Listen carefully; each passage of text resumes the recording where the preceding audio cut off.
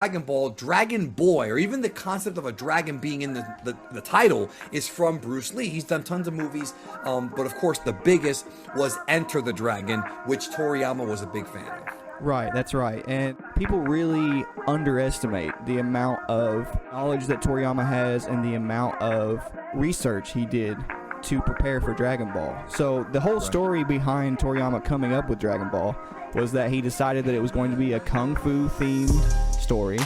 His wife was a huge fan of Chinese culture, and so he traveled to China and to India to learn about martial arts and Journey to the West specifically.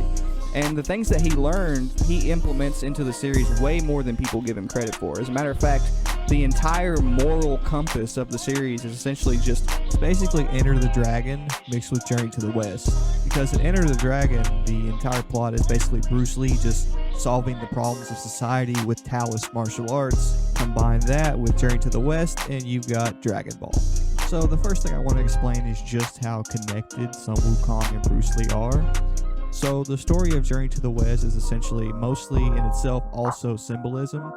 Sun Wukong is a representation of what is known as the monkey mind in Buddhism, and the monkey mind in Buddhism is also what's known as the ego in martial arts.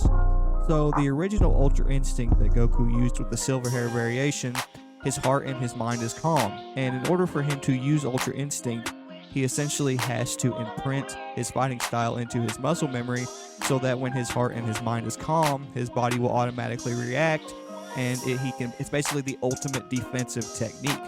Well, Bruce Lee criticized this because of the fact that it is the ultimate defensive technique. He thought that despite this Chinese philosophy, despite how mystic and revered it is amongst martial artists, he felt that there was a problem with it, and that was that in a survival situation, you could not put out the power that you need to survive. Now, this was the exact same problem that Tripitaka had on the Journey to the West. Essentially, he could not implement his ego to protect himself, and Sun Wukong is a representation of that ego.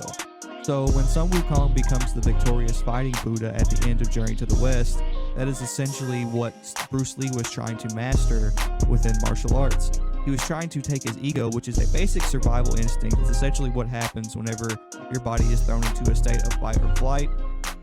Your ego has a lot of functions, but when your body is sent into a state of fight or flight, your ego is essentially what causes your body to react in combat. It's essentially what causes you to react as though your life is in danger. And that is essentially what ends up being Sun Wukong's personal enlightenment at the end of Journey to the West. And that is also the end goal of Bruce Lee's martial arts. The end goal of his martial arts is to be able to successfully let your ego act on its own, so that way it acts offensively in a superior way to where you can utterly destroy your opponent, which makes it the ultimate offensive martial arts technique.